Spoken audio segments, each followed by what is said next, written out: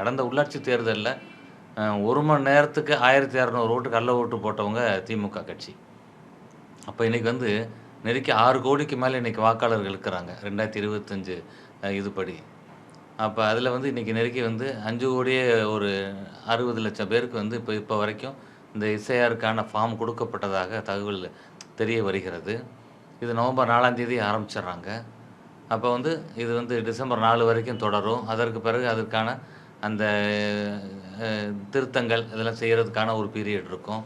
பிப்ரவரி 7ஆம் தேதி வந்து அந்த ஒரு முழு பட்டியல் வரும். அப்ப இன்னைக்கு தேதிக்கு நம்ம யாருக்குமே வாக்களிக்கிற உரிமை கிடையாது. அதுதான் இப்ப இன்னைக்கு தமிழ்நாட்டோட நிலை.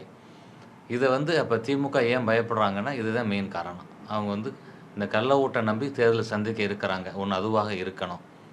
இல்லைன்னா, அவங்களுடைய தோல்வி அவங்களுக்கு மனசுல இப்ப அவங்களுக்கு வந்துருச்சு. அப்ப இந்த தோல்விக்கான ஒரு காரணத்த அடுத்து சொல்லணும். சட்டமன்ற தேர்தல்ல தோல்விக்கான காரணத்த யார் மேல பழி போடுறதுன்றதுக்கான ஒரு காரணம் கிடைத்து விட்டது அப்படி தான் நெனைக்கிறோம்.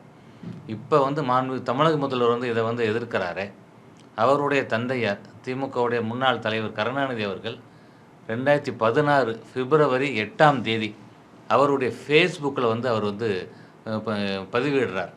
இன்னும் 2 மாசம் தான் இருக்கு தேர்தலுக்கு. அதுக்குள்ள போலி வாக்காளர் நீக்கிறதுக்கான நடவடிக்கையை துரிதப்படுத்தணும்னு மத்திய அரசுக்காக அவர் வலியுறுத்துகிறார். அப்ப 2 மாதத்திலேயே வந்து ஒரு வாக்காளர் பட்டியல திருத்தம் செய்ய முடியும், தேர்தல சந்திக்க முடியும் அப்படின்னும் பொழுது, இப்ப நெருக்கி 6 மாதம் இருக்கிறது.